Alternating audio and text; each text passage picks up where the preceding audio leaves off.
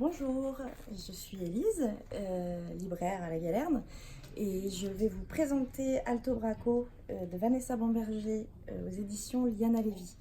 Je vous conseille vivement ce très très beau premier roman, euh, presque autobiographique, à travers le personnage de Brune, l'héroïne. C'est en fait l'histoire de Vanessa Bamberger.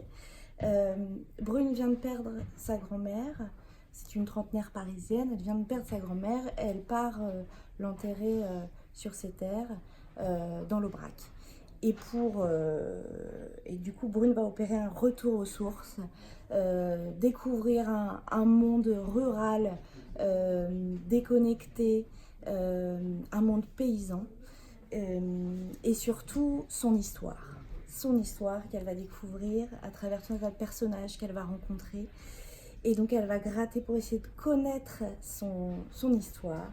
C'est fabuleux, c'est un très très beau roman, c'est très agréable à lire. Je vous le conseille très très vivement. Bonjour, je suis Delphine et je tenais à vous présenter deux romans qui m'ont marqué, que je trouve formidables. En premier lieu, Pour un sourire de Milad, écrit par Silène Edgar, auteur du très célèbre 14-14, qui présente un jeune homme, Milad, et une jeune fille, Tisbé, qui vont se rencontrer dans une classe. Tisbé va l'aider à s'intégrer puisque c'est un jeune réfugié. Il a perdu sa mère, son père, et a été séparé de sa petite sœur. Et finalement, tous les drames que ce jeune garçon a vécu vont aider Tisbé à surmonter les aléas de la vie, le divorce de ses parents, etc. Un roman fort, poignant, qui est vraiment extraordinaire.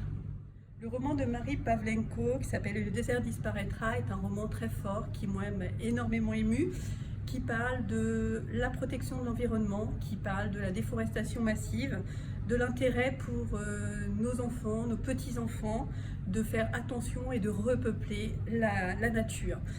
C'est un texte très très fort et vraiment très important, vraiment excellent. Bonjour, je suis Manon. Je vais aujourd'hui vous présenter deux mangas écrits par Taniguchi, publiés chez Casterman dans la collection Écriture. Je commence par Furari. Donc ici, je vous montre voilà, la beauté quand même du graphisme de ces petits mangas, simple mais vraiment très efficace. Donc ici, on est dans la période médiévale japonaise, à Edo, ancienne capitale du Japon. Et vous avez donc cet homme passionné de marche, passionné d'architecture, qui va déambuler. Et pour lui, la marche, c'est un moyen de se rendre d'un point A à un point B, mais c'est un moyen de lier une pensée à une autre aussi. Un moyen de découvrir au détour d'un virage un nouvel paysage, une nouvelle architecture, et quelque chose d'assez magnifique. Même principe pour le gourmet solitaire.